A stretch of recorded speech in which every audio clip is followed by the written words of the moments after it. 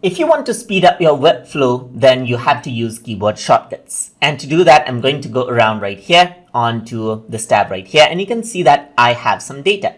If you want to bold these things out right here on the top, I can simply select this and press Ctrl B on my keyboard, and you can see that it bolds out. You can underline by pressing Ctrl C right here, just like that, and those are underlined right there.